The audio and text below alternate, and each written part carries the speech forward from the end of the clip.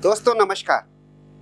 दोस्तों अगर मैं आपसे ये पूछूं कि क्या किसी एनजीओ को अपने बुक्स ऑफ अकाउंट मेंटेन करना जरूरी है या ऑडिट कराना जरूरी है, तो बहुत सारे कंफ्यूजन क्रिएट हो जाते हैं। काफी सारे क्वेश्चंस आए, काफी सारे प्रॉब्लम क्रिएट्स हुई, काफी सारा कंफ्यूजन क्रिएट है लोगों को।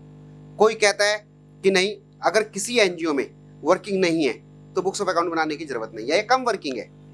और कुछ लोग कहते हैं, कुछ कंसल्टेंट कहते हैं, कुछ एनजीओ के जो ओनर्स हैं उन्होंने क्वेश्चन पूछा है कि सर हमारी जो टर्नओवर है वो बहुत माइनर है, बस मेंबरशिप फीस हमने सालों में रिसीव करी हुई है या थोड़ा बहुत डोनेशन 10-20 हज़ार रुपए का है, तो क्या हमें बुक्स ऑफ अकाउंट मेंटेन करने की जरूरत है या हमें ऑडिट कराने की जरूरत है। तो दोस्तों आज मैं इस वीडियो के थ्रू आपको ये सारा कंफ्यूजन दूर करूंगा कि क्या एक एनजीओ को बुक्स ऑफ अकाउंट मेंटेन करना जरूरी है, क्या उसको ऑडिट कराना जरूरी है या नहीं है, और अगर है तो किन परिस्थितियों में है। हर एनजीओ को, हर ऑर्गेनाइजेशन को, सोशल एंटरप्रेन्योरशिप को अपने proper books of account maintain करने की जरूरत है, चाहे आपकी उसमें ट्रांजैक्शन 1 CR हो या 10,000 हो या 2,000 हो, आपको proper books of account maintain करने हैं। पहला। अब दूसरा क्वेश्चन क्रिएट होता है कि क्या इसे ऑडिट कराना भी जरूरी है। यहाँ पे बहुत सारा कंफ्यूजन है, और इवन दैट एनजीओ के ओनर्स को नहीं है, कंसल्टेंट को भी है। कितने सारे क्वेश्चन आते हैं, सर हमारी जो इनकम है 2.5 लाख से कम है, तो क्या हमें ऑडिट कराना जरूरी होगा। काफी सारे क्वेश्चंस आते हैं। तो दोस्तों इस चीज के लिए मैं आपको ये क्लैरिफाई कर दूं कि जिस तरह से हर एनजीओ को बुक्स ऑफ अकाउंट मेंटेन करने की जरूरत है, उसी प्रकार हर एनजीओ को अपने अकाउंट्स हर साल बाय क्वालिफाइड चार्टर्ड अकाउंटेंट से चेक करा के और ऑडिट रिपोर्ट लेने की जरूरत है, इररेस्पेक्टिव ऑफ अमाउंट। अब दोस्तों फिर अगर मैं ऐसा स्टेटमेंट कहता हूं तो फिर कंफ्यूजन कहां पे क्रिएट हो रहा है। कंफ्यूजन ये है कि मोस्टली लोग ये कंफ्यूज हो जाते रहते हैं। इनकम टैक्स एक्ट में अगर किसी एनजीओ की इनकम 2.5 लाख से, या मिनिमम एग्जेम्पशन लिमिट वो हर साल चेंज होती रहती है, उससे कम है तो आपको ऑडिट कराने की जरूरत नहीं है। कौन सा ऑडिट?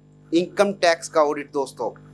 लेकिन यहाँ पे जो बात होती है वो होती है 1 साल के स्टैट्यूटरी ऑडिट की, हर साल का जो ऑडिट होता है। तो दोस्तों हर एनजीओ को ऑडिट कराना जरूरी है, और उसे इनकम टैक्स के पॉइंट ऑफ व्यू से नहीं देखना।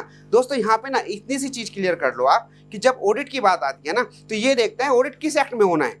हो सकता है ऑडिट जीएसटी एक्ट में होना हो सकता है लेबर लॉज में होना हो सकता है इनकम टैक्स का ऑडिट हो, और एक होता है जनरल ऑडिट, पूरे साल में जो आपने काम किया।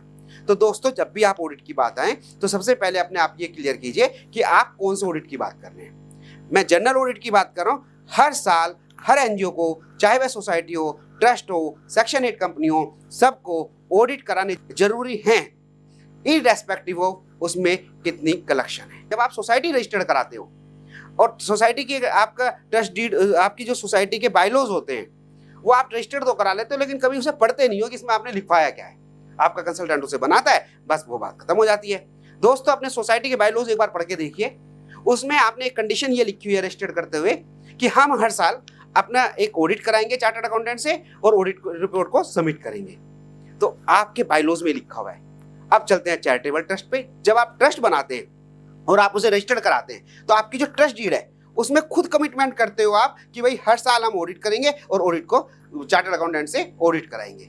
और जब आप सेक्शन 8 कंपनी बनाते हो, क्योंकि सेक्शन 8 कंपनी कंपनीज एक्ट से गवर्न होती है, मिनिस्ट्री ऑफ कॉर्पोरेट अफेयर्स से गवर्न होती है, तो जब आप कंपनीज एक्ट में उसे रजिस्टर्ड कराते हो तो उसकी तो लीगल रिक्वायरमेंट है कि हर कंपनी को हर साल ऑडिट कराना है और ये डॉक्यूमेंट सबमिट करने हैं। तो कहने का मतलब कि इधर से भी आप देखिएगा, हर एनजीओ को इररेस्पेक्टिव ऑफ कलेक्शन और डोनेशन और अमाउंट हर साल ऑडिट कराने चाहिए, क्योंकि आपने रजिस्ट्रेशन करते हुए कमिट करा है गवर्नमेंट से कि आप हर साल बुक्स ऑफ अकाउंट रखेंगे और ऑडिट करेंगे। तो दोस्तों मुझे पूरी उम्मीद है कि आप इसे फॉलो भी करेंगे, गवर्नमेंट का साथ भी देंगे, लीगल कंप्लायंसेस भी करेंगे, और अगर ना करने से कोई पेनल्टी लगती है उससे भी आप बचेंगे। तो दोस्तों मुझे पूरी उम्मीद है कि ये वीडियो आपके लिए बहुत यूजफुल रही होगी, बहुत अच्छी रही होगी। Thank you so much. और अगर आपको इससे रिलेटेड कोई क्वेश्चन है तो आप मुझे कमेंट में भेजिए, मेरे SMS कीजिए, व्हाट्सएप पे भेजिए, मैं आपकी पूरी हेल्प करूंगा। तो दोस्तों लेकिन चैनल को जरूर सब्सक्राइब कर लेना। नई नई इन्फॉर्मेशन देने वाला हूँ, लोग के नए नए चेंजेस क्या आने वाले हैं, फंडिंग स्कीम क्या क्या आने वाली है। इस चैनल को सब्सक्राइब करके आपको फायदा होगा, तो आप चैनल को सब्सक्राइब जरूर कर लीजिएगा। Thank you so much.